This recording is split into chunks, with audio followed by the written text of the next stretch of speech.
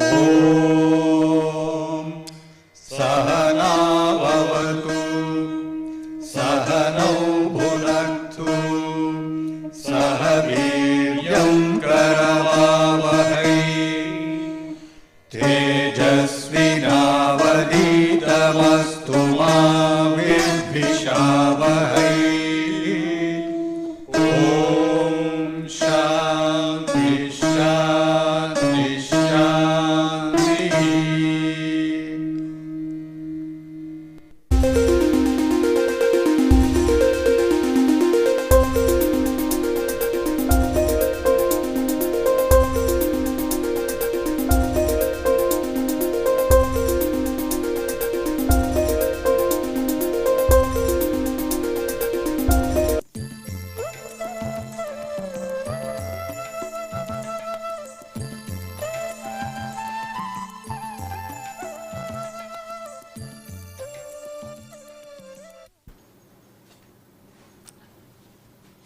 So, we are talking about CMOS technology. CMOS technology, which is one of the most important technologies in today's VLSI. Now, from the point of view of technology, in a CMOS, we can realize both a P channel and N channel MOSFET in 3 different ways. That is, one is you start out with an N type substrate and form a P well there, which is a P well technology, and because you are starting out with the N type substrate, essentially it is compatible with the PMOS fabrication process flow. So, N well technology, which is P well technology, which is compatible to the PMOS process flow, and then similarly we can start with a P type substrate analogous to an NMOS process flow, and in that P type substrate we can create an N well. So, we can have in CMOS technology either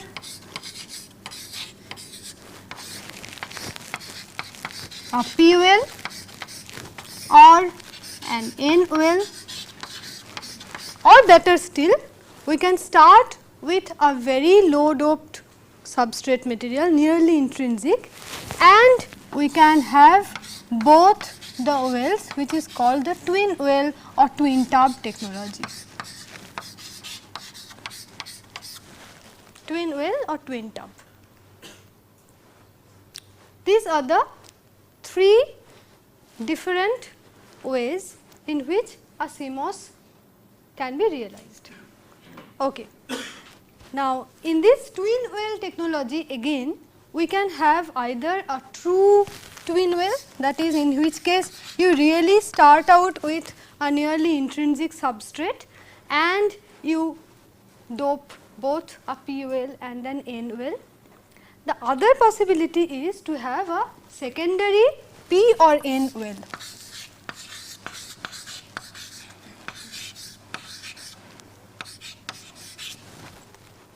The secondary P or N well, in this twin well is essentially an extension of either this P well or this N well technology.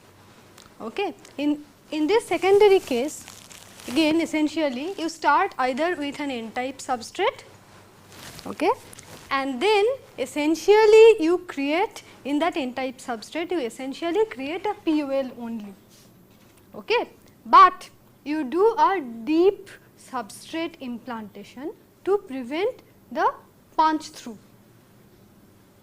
in the N type substrate itself. So, what is happening in the secondary, let us say if it is secondary P well,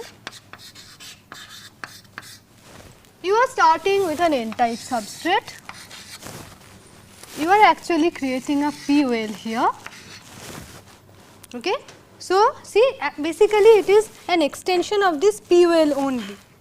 Only thing what you are doing is in this N type substrate you are having a deep somewhere deeper inside you have an N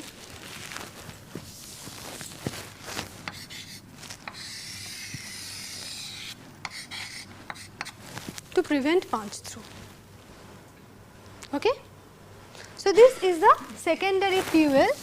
In the same manner, you can also have a secondary N well, in which case you basically have an N well, but in the P type substrate also you carry out a deep implantation to prevent punch through. Okay. Now, as far as the CMOS technology is concerned, these two are the most important techniques today. Okay. Previously, because NMOS was the dominating device, the most widely used MOSFET, we used N-well technology, which was compatible with the NMOS process flow. And now, as CMOS itself has become the dominating device in VLSI, now we use twin tap or twin well technology. Okay. So, let us first discuss the N-well technology, how exactly the well is created, and then we will go over to the twin well technology. Now, in the N-well technology, obviously, you start with a p-type substrate, right. Remember, with better understanding of the oxide charges and the interface states, now we know that 100 substrate has at least one order of magnitude lower interface states. So, for MOS technology, universally we use 100 substrate. In contrast, the first metal gate P MOSFET which was fabricated, it was fabricated on 111 substrate. That was because it is a very old technology. In those days, 111 was still the by far the cheapest substrate, right. People did not quite understand the relation between the substrate orientation and the interface state density. But then as it became clear, now for any surface devices, MOSFET is a surface device, in contrast bipolar junction transistor is a bulk device, right. So, for MOSFETs you always use 100 substrate, right. Okay. So, in the conventional N-well architecture, you start out with a p-type substrate, 100 p-type substrate.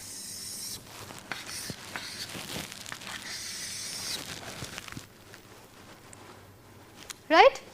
Now, your first mask is going to be the N-well mask, that is I must dope certain region in this p-type substrate as the N-well. And how do I do that? I do that by a low cost technique, that is I protect certain region of the p-type substrate using an oxide nitride mask.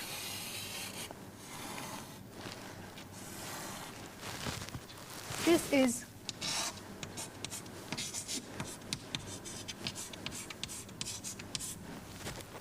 nitride sitting on top of the pad oxide. You can have finer techniques here like sidewall masking and all that, do not let us bother about that. Essentially what you do is you are planning to carry out a low cost technique. You are going to protect certain region in this with an oxide nitride mask, and the rest of the region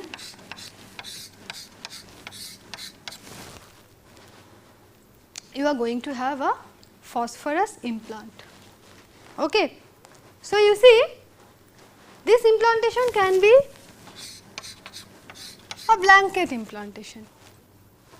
Certain regions are protected by this silicon nitride, silicon dioxide mask. Okay. So, you can just with this mask on, you can just put it on for a phosphorus implantation, right. And once you have the phosphorus implantation, you have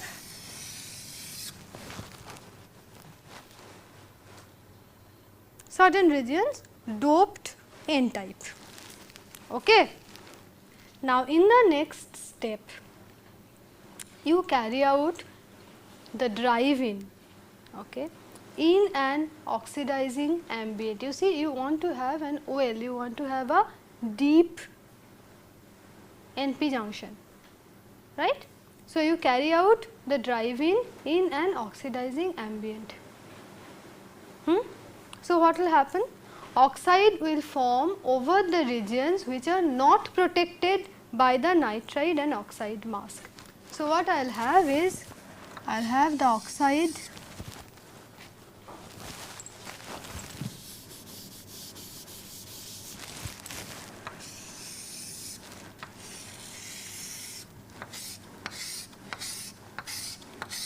grown like this, and in the process this whole thing will be driven deeper like this. So, this is your N region, this is the nitride and this is the oxide. Okay. Now, I want to strip off the nitride as well as the thick oxide that is grown on top of the well. I want to strip off both this oxide as well as this nitride and oxide. So, what do I have if I strip it off?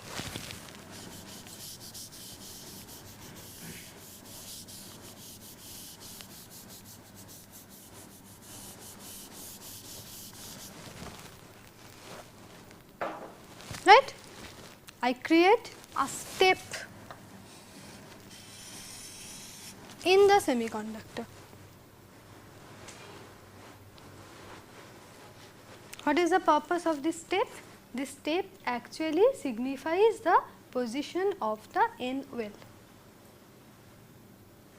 So, now you have marked the two places. This is the region where you are going to form your N MOSFET, this is the region where you are going to form your P MOSFET. Okay, and this step demarcates the two regions. Right. Next is of course very simple. After you have achieved this, in these two regions now you have to have the field oxide and the area for the active transistor. Okay. So, again you see you have to carry out oxide nitride combination and pattern it.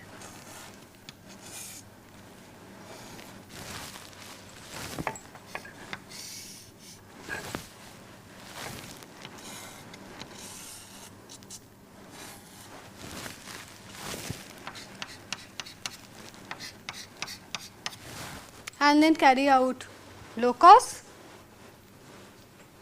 Okay. But before carrying out low cost, what you can do is, you can do the boron implantation for the channel stop. Right. Remember we mentioned this yesterday that underneath the field oxide the substrate doping must be raised so that the parasitic MOSFET does not get inadvertently turned on. Okay. So, after you have protected certain regions, you may or may not want to etch the silicon. If you want a recessed oxide, you will etch silicon to the required depth. If you do not want a recessed oxide, you do not have to etch. Okay. But you do a boron implantation.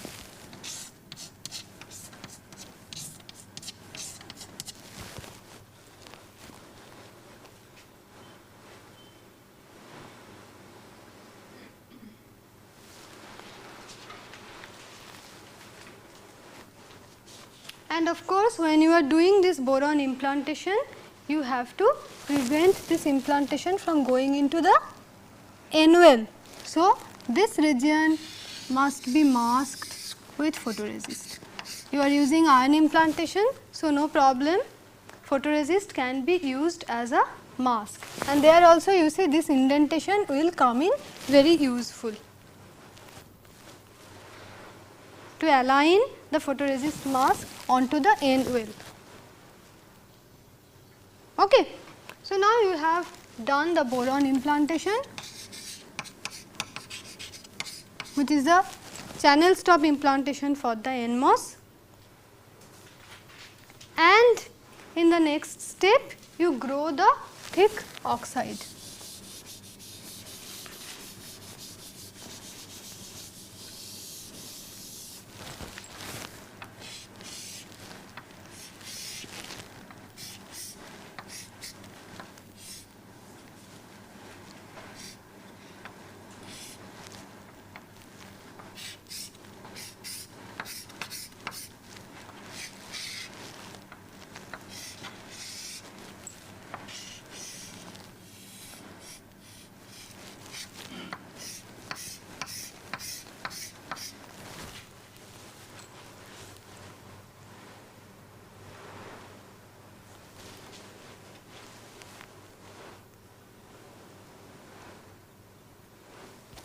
So, now underneath this you have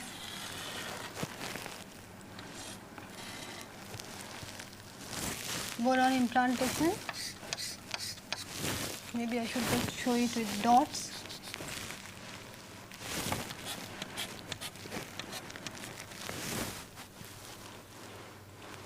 And now I can remove this silicon nitride oxide mask.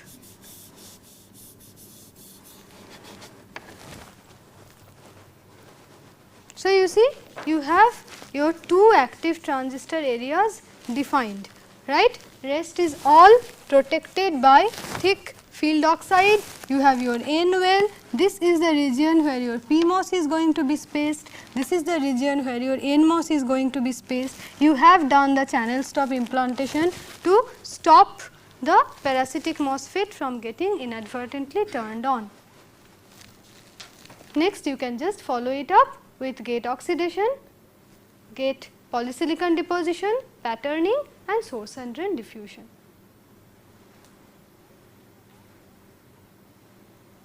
Right. So, what were the steps? The first step was to have a nitride oxide mask for the N well. First you have a nitride oxide mask to demarcate the regions where your N well is going to be placed. Okay. Next step, you do a phosphorus implantation to form this N well. Then you carry out the drive in an oxidizing ambient, so that the N well is driven deeper, and at the same time you have a thick oxide forming on the N well. After this you do the stripping of nitride as well as oxide. Because there was a thick oxide formed on top of the well, you have a step in the semiconductor surface which helps you to identify the N well regions. Okay. Now, in the next step you again do a nitride oxide mask step, but this time this is in order to define the active transistor regions, and with these masks in place you carry out the field oxidation, but prior to that you do a channel stop implantation. Now, you do the field oxidation. So, you see apart from the active transistor region, the rest of the surface is protected by thick field oxide. Underneath the thick field oxide in the NMOS region, you have the channel stop implantation, and you have your both your P wells and N wells, I mean both your PMOS regions and NMOS regions clearly defined.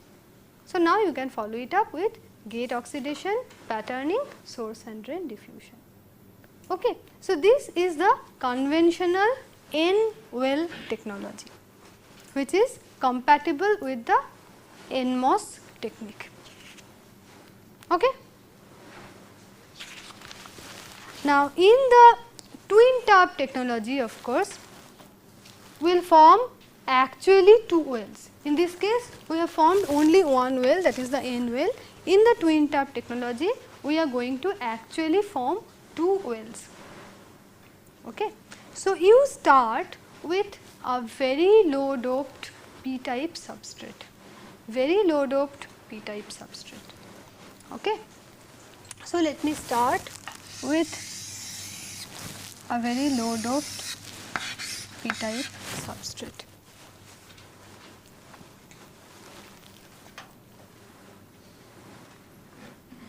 At the beginning, again you have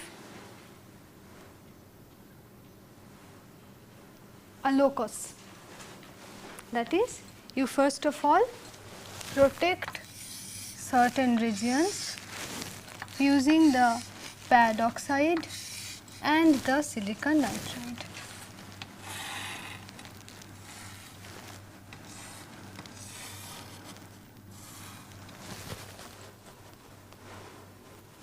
Okay. Remember, in this case I only had one mask, I only had to protect the N MOSFET region. Now, I have two masks, because I am going to have two wells, I must protect both the regions. Okay. After this, you can do a boron implantation. Usually this is a blanket implantation, that is I do not use a mask. Okay. With this silicon nitride, silicon oxide in place, I carry out a blanket boron implantation. It is diffused P, implanted P all over.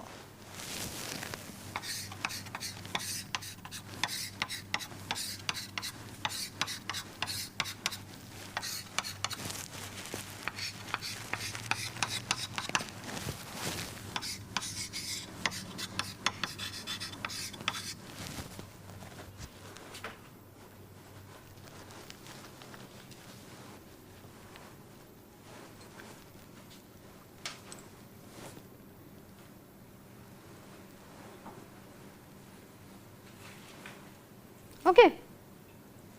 Now, you have the N-well mask and you implant it. So, what do? We just use photoresist as the mask.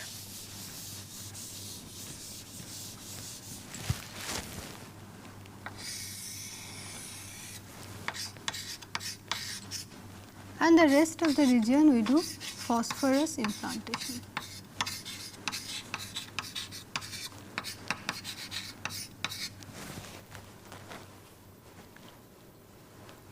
Maybe it is not so critical, so it can actually come up to this.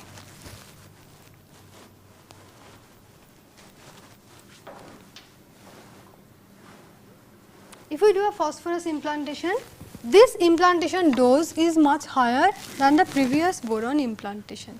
So, what you have essentially is you have the N-well.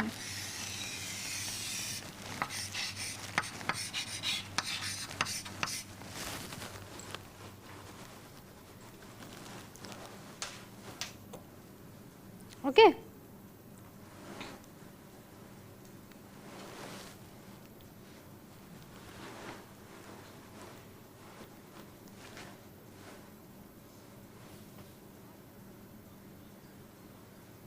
After this N-well is formed, you do a boron low energy implantation, low energy boron implantation.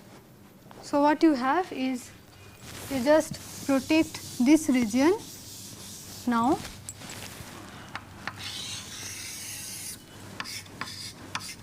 Use photoresist here, do a low energy boron implantation. Because you are doing it at low energy, this mask will mask the boron implantation. You will have just boron here and boron here.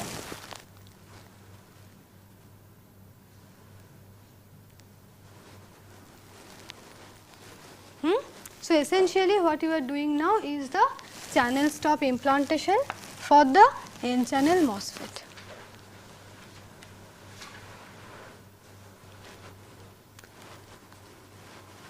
So, you see this is actually the example of the secondary twin well, secondary twin well. Okay, I told you that in twin well I can either have a true twin well or I can have a secondary well. This is essentially a secondary well, in which case you see I have actually formed the N well. I have started out with a p-type substrate. I have actually formed the N well, analogous to in this particular case, but there is one additional step involved in this. What is this one additional implant? That additional implant is the first boron implant which I have done, so that I have a buried deep B implant. Okay. This is done in order to prevent the subsurface punch through.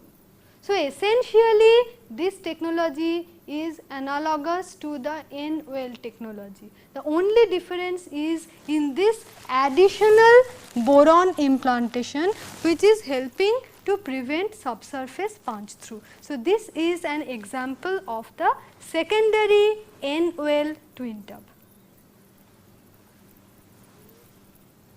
This is not a true twin well technology. This is a secondary N-well technology. Okay.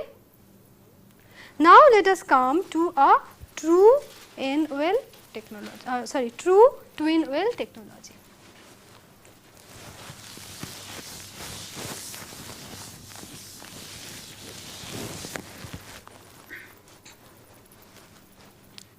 true twin well technology, you actually can start with either p type or n type substrate. The only requirement is that your substrate must be very low doped, it should be near intrinsic. So, I do not really put a restriction on what should be the type of the substrate. I can have either very lightly p type substrate or very lightly n type substrate. Okay. Only thing I do is I protect certain region in this by using an oxide nitride mask, okay. And then I do first, in this particular case I have taken up a phosphorus implantation.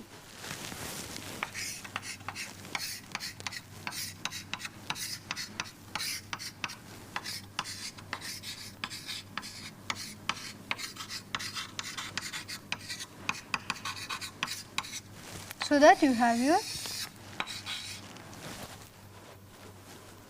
N well.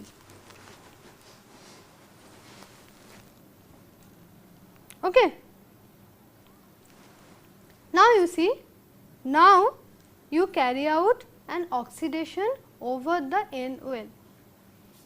I mean you subject the entire substrate to an oxidation process. The oxide is going to be formed only over the N well, because the rest of the portions are protected by the oxide nitride mask, right.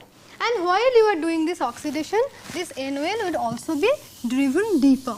So, what would you have at the end of that oxidation process is something like this. You will have an oxide and underneath you will have the N well. Okay. So, you have already formed your N well. Next step, what do you have to do? You have to form your P well. In order to do that, first step you strip off the nitride.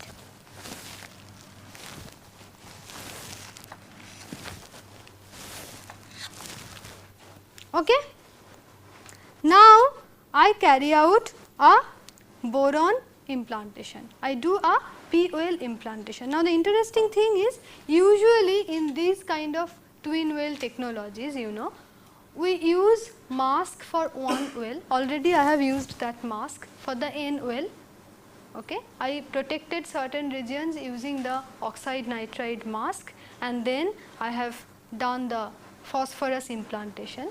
Now, you see I have grown a thick oxide on top of the N well, okay,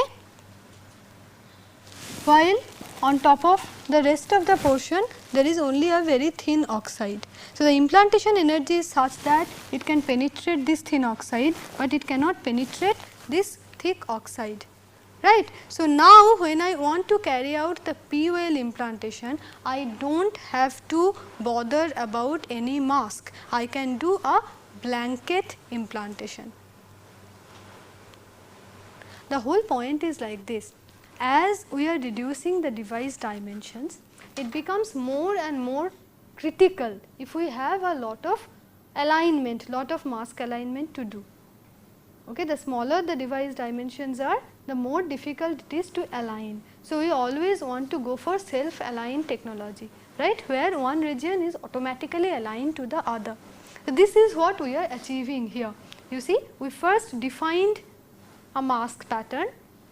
Using that mask, we have our N well implanted, okay, and driven in an oxidizing ambient, so that there is a thick oxide formed on top of the N well to protect that N well region, right. Once this protection is there, now I do not have to bother about another mask in order to have my P well.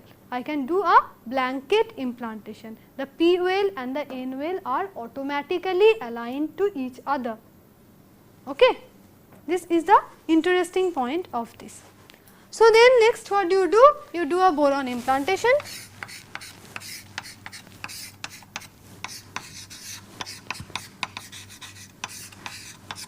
And you have your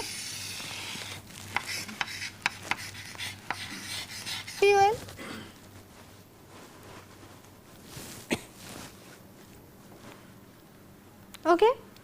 I mean you can do a common drive-in step together, so as to obtain your necessary thicknesses of P wells and N wells after removing all this oxide.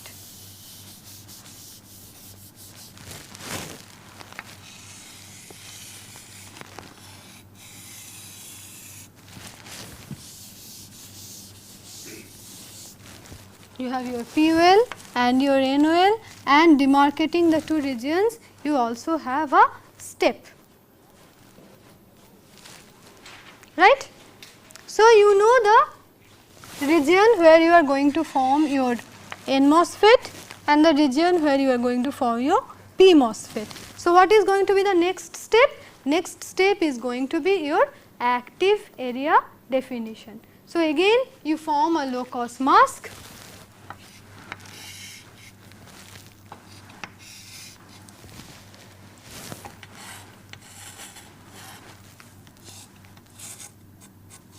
And then carry out the thick field oxidation.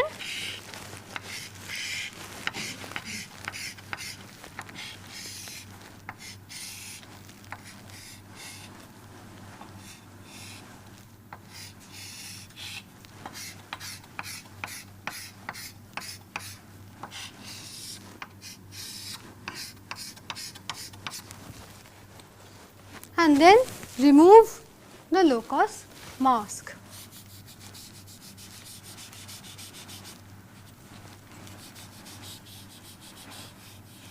Strip off the silicon oxide and nitride.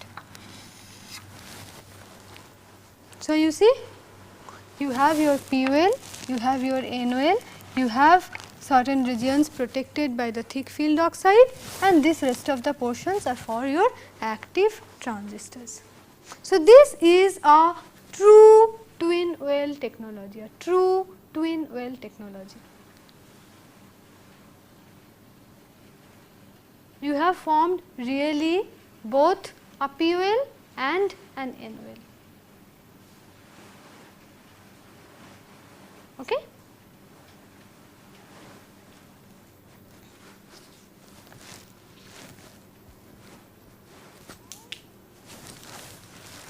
As the CMOS becomes more and more complex, we have to add other process steps in addition to these basic steps. See, so far whatever CMOS technology we have discussed, no, we are only using a bulk substrate layer, right. We do not have to use, so far we did not have to use a buried layer or an epitaxial layer, so far we did not use that. So far we only have P well and or N well, right. If you are having a twin well technology, you have both an N well and a P well, otherwise you have one or the other. Now,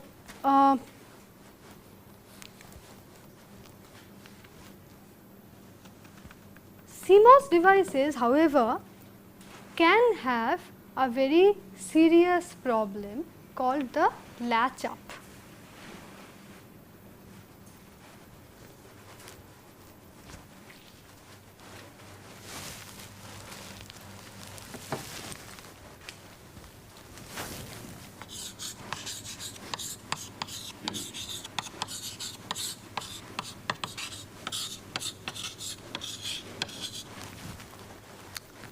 Latch up in CMOS devices.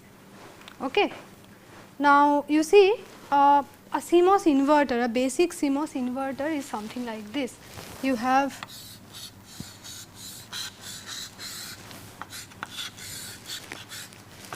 this is your input, this is the output.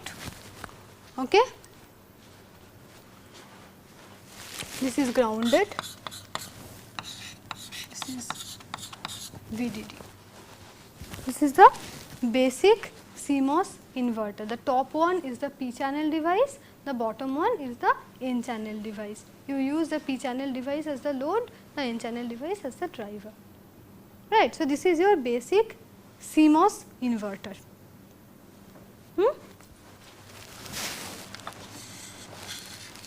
Very simple. If your input is high, okay, this gate has a high voltage, it is an NMOS, so it is going to conduct. Okay. We have a path for the current, therefore, the output is going to be low. Inverter. If the input is low, this gate is not going to conduct, output is going to be high. Right?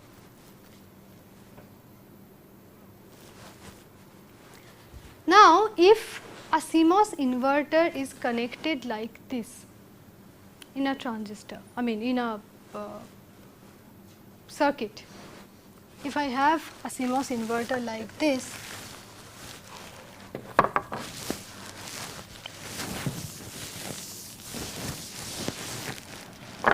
what do I have? I have a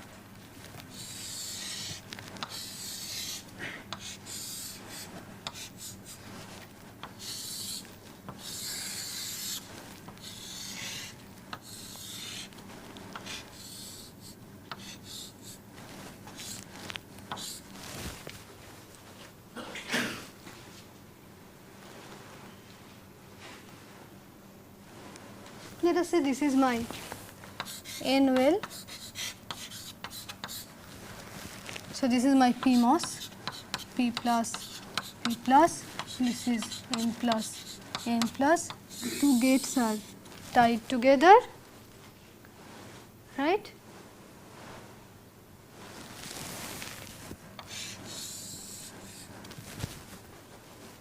These two are also tied together.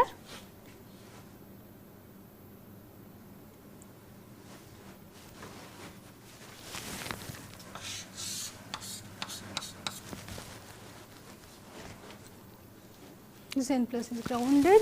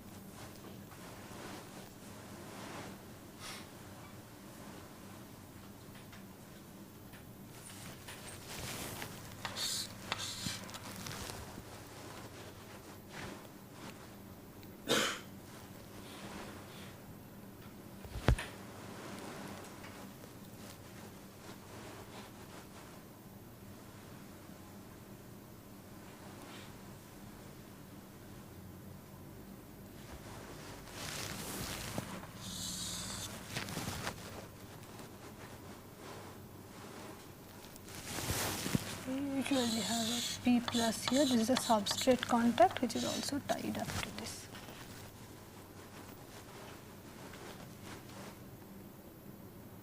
Now, you see, if because of the presence of a noise signal, this V output goes below the ground potential. Suppose because of the presence of a noise at the output terminal, you have a negative voltage spike appearing, so that this PN junction gets forward biased. You see, this P is tied to this, it is grounded. So, this P is at ground potential. At this N, if you have momentarily a negative voltage appearing, then this PN junction is going to get forward biased. So, what will happen? This N plus region will inject electrons here. Okay. Now, you see, in this particular structure, I have two transistors as well, N, P, N, right. This N plus, this P type substrate and this N well, there is an NPN transistor. Similarly, this P plus, this N well and this P type substrate, I have a PNP transistor also. I have both an NPN transistor and a PNP transistor. Okay. Now, what will happen? These electrons can enter this NPN transistor, you are injecting electrons here, it can go out in this. So, what is basically happening? It is an NPN transistor you have forward bias the base emitter junction, right. So, it starts conducting. Okay. And so, these electrons are finally collected out here. This is the substrate contact for this N well. So, they are finally collected out of this, go out in through VDD. If there is sufficient resistance in this N well, remember your well doping concentration is pretty low. If there is sufficient resistance here, there could be a potential drop as the current is flowing, right. There could be a potential drop, and it could so happen that this potential drop is sufficient to turn on this PN junction as well. Okay. So, the process will be regenerative. Essentially what do you have is called a NP-NP structure, right. You know that thyristor is an NP-NP or PN-PN structure, right. Now, the problem in this is that once the noise spike has occurred, which is sufficient to turn on this junction, and there is flow of electrons, and in that process there is a sufficient potential drop. So, that this junction again gets forward biased and keeps injecting holes here. The process just goes on and on. It becomes a regenerative process. So, even after this noise signal, even if this noise signal is momentary and even if it is withdrawn afterwards, right, it does not stop, the process just continues, right. So, this is called the latch up. This is called latch up. This is because every CMOS, in every CMOS device, if you have a CMOS inverter, because of the way it is connected, you always have a NP-NP or PN-PN combination, which is a potentially dangerous combination. Once it gets fired, you know, once the thyristor gets fired, you do not have a control on it, except by switching off, right. So, once this NP-NP structure fires itself, even after the noise signal is removed, you can't really control it. So, the latch up is actually a major problem in CMOS. One way you can prevent this latch up is, you see, essentially we have two transistors, NPN and PNP, by keeping the beta of these transistors low. Okay. And one way, this is the older technique of keeping the beta of the transistor low, that was by doing gold doping or neutron irradiation, so that the lifetime is killed. But these techniques are not really used very much these days, because you can't accurately control. So, that technique of controlling beta is not very much in use. The other option is, of course, you understand that all this is happening because of the substrate resistance, right. The whole point of the regenerative mechanism, suppose electrons are injected from here, fine, they are collected out of this VDD. If the matter would have stopped there, fine. But what is happening? In the process, we have a sufficient resistance drop here, so that you know this is actually connected to VDD.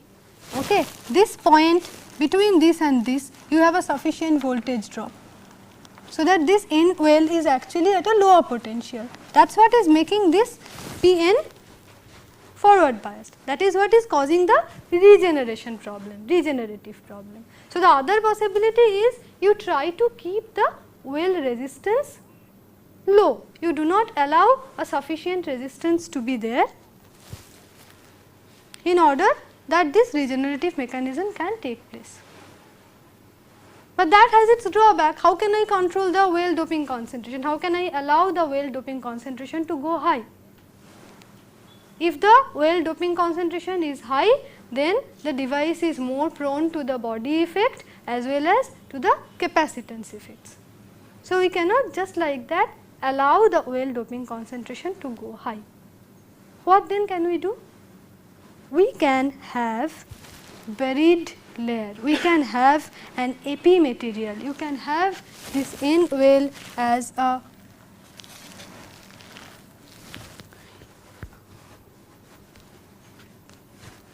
you can have the substrate material itself as P on P plus type. Okay? Or what you can do is you can use what is called the retrograde structure. And what is a retrograde structure? In a retrograde structure you have buried layers, that is